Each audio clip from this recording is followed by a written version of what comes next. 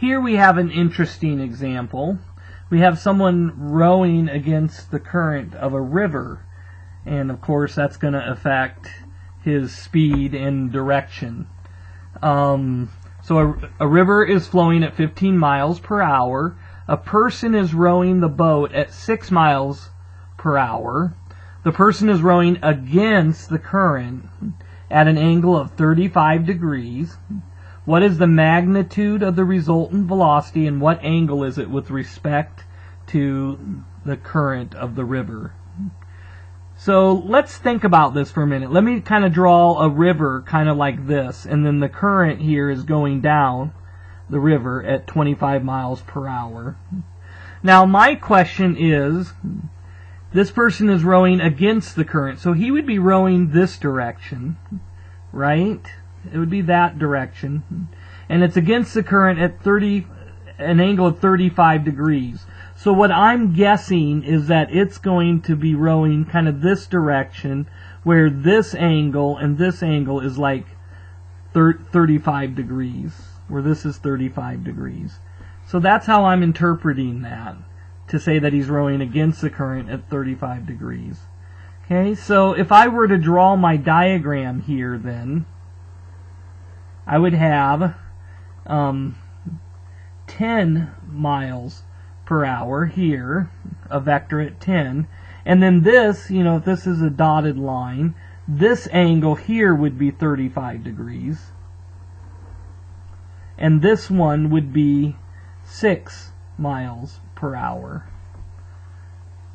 And so this angle here is actually the 35 degrees. And so I would need this angle here. So this angle would be 180 minus 35 degrees. And that's like 145 degrees. And so now I'm going to use the parallelogram law to give me the resultant vector. So this is being moved over here, kind of like this. And then this thing, this 10 mile per hour is being moved up there, like this. So this is 6, and this is 10. And so then the resultant vector would look like this. Okay, it would be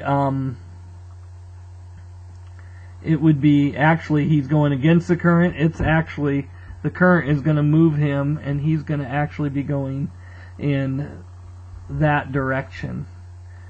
Okay, so I'm going to use my calculator to find this angle here. So I'm told that this is 145. So I'm going to take 300, all four of them add up to 360 degrees. So minus 2 times 145 degrees. So 360 minus 2 times 145. This is 70 degrees. And that makes this angle 35 degrees, doesn't it? 70 degrees divided by 2, which is 35 degrees.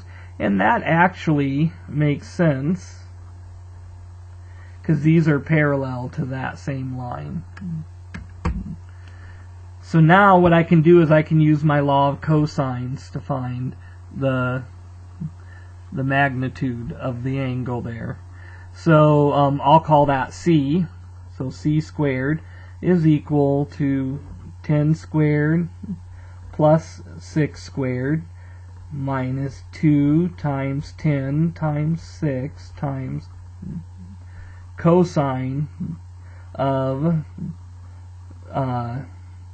35. And then I'm just going to say c is equal to, because I can do all this and then press square root.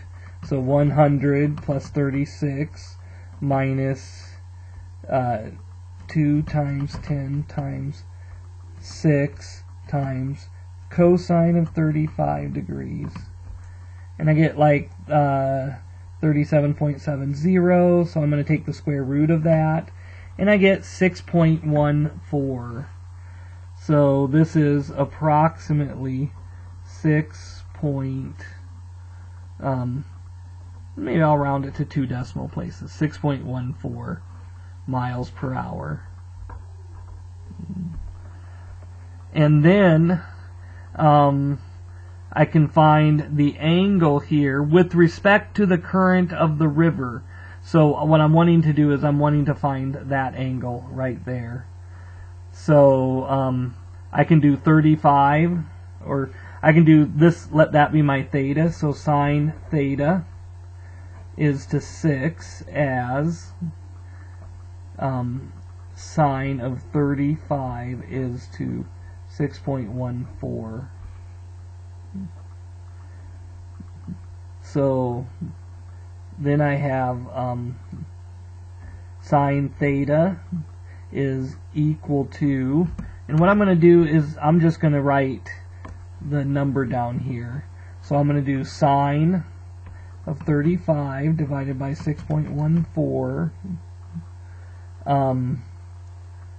and that multiplied by 6, and this is like 0.560498 whatever, and then my theta is going to be sine inverse of that, sine inverse of the answer, so like 34.1 degrees,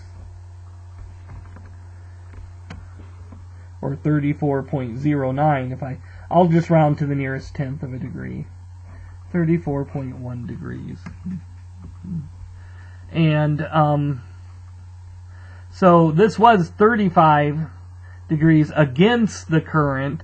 Now you're going this fast, actually, kind of towards the current with an angle of 34.1 degrees towards the current. Okay. So what I thought is give you a chance to do this. So let's say instead of going 35 degrees with the current, suppose he was going 35 degrees, instead of going 35 degrees against the current, everything's the same except he's going 35 degrees with the current. Does that make sense? So why don't you pause the video and see if you can find the magnitude and the angle direction with respect to the current in that of the resultant vector in that case. So go ahead, press pause, then you can unpause it, and then we'll do it together.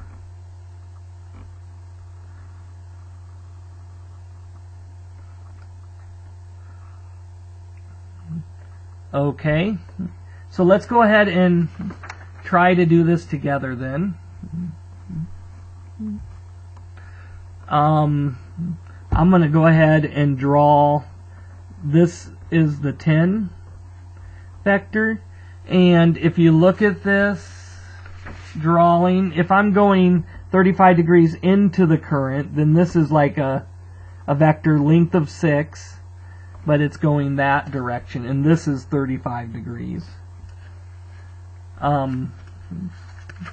So my two vectors then would be like this, where this is 35 degrees, and this is 6. So I'm going to do the parallelogram law. That'll be 6. This would be 10. This would be the resultant vector. And then I need this angle here. So I'm guessing that angle is going to be 145, but let's make sure. 360 minus 2 times 35. Divide that by 2, and yep, 145. So 145 degrees. Call that C, and we're going to use the law of cosine. So C squared is equal to 10 squared plus 6 squared minus 2 times 10 times 6 times cosine 145 degrees. So 10 squared plus, this would just be 100 plus 36 minus 2 times 60 times cosine of 145 degrees. And so I get this, I'm going to get the square root of that, and I get 15.3. So C is approximately 15.31. I'll round that to 2 decimal places. Miles per hour. And this makes sense. It's going to be faster because he's going, the current is working with him, right? Speeding him along. And then the angle I want to find is this angle here. And so I'm going to use, that's my theta. I'll use the law of sines. So I'll do the sine of theta is to 6 as the sine of 145 degrees is to 15.31. So sine theta is equal to, so I'll do the sine of 145 divided by 15.31 times 6.